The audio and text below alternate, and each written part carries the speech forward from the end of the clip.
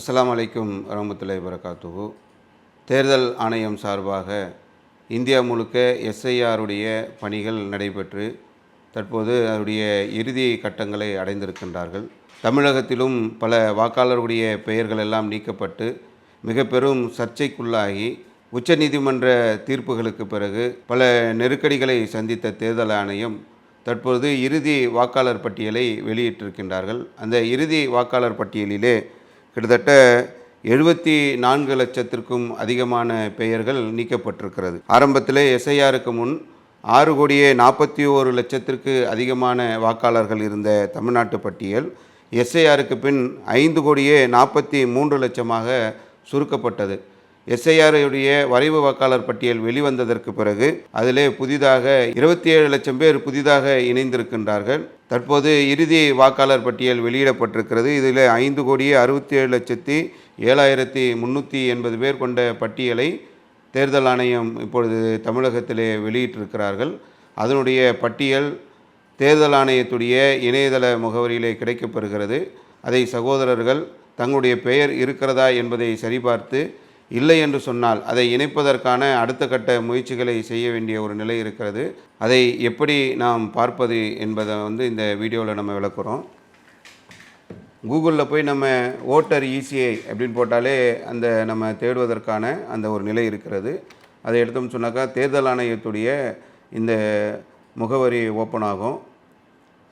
அதில் போகும்போது உள்ளே இது பாருங்கள், இந்த ரைட் சைடில் டவுன்லோட் எலக்ட்ரல் ரோல் இதை நம்ம கிளிக் பண்ணோம்னு சொன்னால் இப்போது 2026 அந்த பட்டியல் வந்துடும். இதில் நம்ம ஸ்டேட்டை செலக்ட் பண்ணணும், தமிழ்நாடு.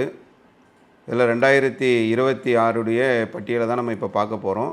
இதில் 2 பட்டியல் இருக்குது. ஒன்று வரைவு வாக்காளர் பட்டியல், நம்ம இதுக்கு முன்னால் ஏற்கனவே செக் பண்ணியிருப்பீங்க.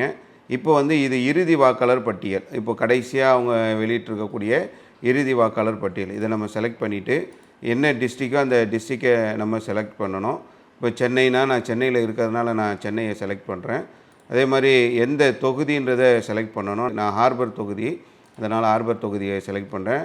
லாங்குவேஜ் செலக்ட் பண்ணிடணும். அதே போல் இதுக்கு முன்னாடி நீங்கள் வரைவு வாக்காளர் பட்டியலை சரி பார்த்துருப்பீங்க. அதில் உங்களுக்கு அந்த பார்ட் நம்பர் என்ன அப்படின்றத நம்ம ஏற்கனவே சொல்லியிருந்தோம். அந்த பார்ட் நம்பரை நீங்கள் செலக்ட் பண்ணிங்கன்னு சொன்னால் இதில் வரிசையாக அந்த பார்ட் நம்பர் வரும். என்னுடைய பார்ட் நம்பர் 118 நம்ம செலக்ட் பண்ணிவிட்டு இங்கே கேப்சா கொடுத்துருப்பாங்க. இந்த கேப்சாவை நம்ம டைப் பண்ணிக்கணும். டவுன்லோட் கொடுத்தோம்னாக்கா அது டவுன்லோட் ஆகிரும். ஒவ்வொருத்தருடைய அந்த என்ன பள்ளிக்கூடம், அவங்களுடைய பார்ட் நம்பர் என்ன அப்படின்றத நம்ம இதில் செலக்ட் பண்ணி நம்ம அதை டவுன்லோட் கொடுத்தோம்னு சொன்னால் அந்த டவுன்லோட் பிடிஎஃப் வந்துடும். இதில் நம்முடைய பாகம் எண், நம்முடைய எல்லா தகவல்களும் இதில் வந்துடும். இதை ஏற்கனவே நம்ம விளக்க வீடியோவில் போட்டிருந்தோம். இதில் உங்களுடைய வரிசை எண் ஆல்ரெடி உங்களுக்கு நம்ம அதை எப்படி பார்க்கணுன்றதையெல்லாம் வீடியோ போட்டிருந்தோம். தமிமுல் அன்சாரி பேர், தந்தை பேர் இஸ்மாயில், என்னுடைய வாக்காளர் அடையாள அட்டை எண் போட்டு வந்துருச்சு. இந்த மாதிரி நம்முடைய பெயர் வாக்காளருடைய அந்த இறுதி பட்டியலில் இருக்கிறதான்றதை நம்ம பார்த்துட்டு இல்லை என்று சொன்னால் அதுக்கு நம்ம பெரிய அளவு கவலைப்பட தேவையில்லை. திரும்பவும் அதற்கான அப்ளை பண்ணலான்ற வழிகாட்டுதல் தேர்தல் ஆணையம் கொடுத்துருக்குறாங்க. அவங்க ஒரு திட்டத்தின் அடிப்படையில் செயல்பட்டுருக்கிறாங்க. ஆனால் கடைசியில் தமிழக தேர்தல் களங்களுடைய மாற்றங்கள் எல்லாம் நகர்ந்தது. மக்களுடைய எதிர்ப்புகள், கடுமையான எதிர்ப்புக்கு மத்தியில் நீக்கப்பட்ட பல பேர்கள் இணைக்கப்பட்டிருக்கிறது. இன்னும் இணைப்பதற்கான வழிவகைகளை இப்பொழுது தேர்தல் ஆணையம் செய்திருக்கிறார்கள். இந்த நேரத்தில் நம்முடைய வாக்குரிமை நிலைநிறுத்தக்கூடிய அடிப்படையில் நம்முடைய பெயர் இருக்கிறதா என்பதை சரிபார்க்க வேண்டிய ஒரு நாளில் நம்ம இப்போ இருக்கிறோம். இப்போ இணையதளத்தில் நம்ம வெறும் ECI, election commission of India, அதை போட்டு நம்ம தேடினாலே இந்த முதல்ல வரக்கூடிய வெப்சைட் ஒன்று இருக்குது. அடுத்து இந்த ஓட்டர் சர்வீஸ் போர்ட்டல்னு போட்டு வந்திருக்கோம், electoralsearch.eci.government.in. இதுக்குள்ளே நம்ம போனோம்னு சொன்னால் நம்முடைய எபிக் நம்பர் போடுற மாதிரி வரும். அப்புறம் நம்முடைய ஸ்டேட் செலக்ட் பண்ணுறது, அதுக்கப்புறம் கேப்சா கோடு அதை நம்ம போட்டோம்னு சொன்னால் இது நம்முடைய டீட்டெயில் ஃபுல்லாக வந்துடும். இது நம்ம ஏற்கனவே வரைவு வாக்காளர் பட்டியலில் இதே மாதிரி நம்ம பார்த்துருப்போம். இது இறுதி வாக்காளர் பட்டியலில் இடம்பெற்று இருக்கிறதான்றதையும் நம்ம செக் பண்ண வேண்டிய ஒரு தேவை இருக்குது. ஏற்கனவே நம்ம பேர், நம்முடைய பார்ட் நம்பரு, எந்த பள்ளிக்கூடம் எல்லாமே இந்த டீட்டெயிலில் நமக்கு இருக்கும். இதை இப்போது உள்ள இந்த புதிய பட்டியலை நம்ம பார்க்கணும்னு சொன்னால் இந்த ரைட் சைடில் பார்த்திங்கன்னா இந்த டவுன்லோடு எலக்ட்ரல் ரோல் அப்படின்னு இருக்கும். இதை நம்ம கிளிக் பண்ணோம்னு சொன்னால் இப்போ எந்த ஸ்டேட்டு, தமிழ்நாடு 2026 லிஸ்ட்டு. இதில் 2 லிஸ்ட்டுமே இருக்கும். டிராஃப்ட் ரோலும் இருக்கும், ஃபைனல் ரோலும் இருக்கும். இது வந்து வரை வாக்காளர் பட்டியல், இறுதி வாக்காளர் பட்டியல். இப்போ இந்த பட்டியல் தான் வெளியிட்டிருக்கிறாங்க.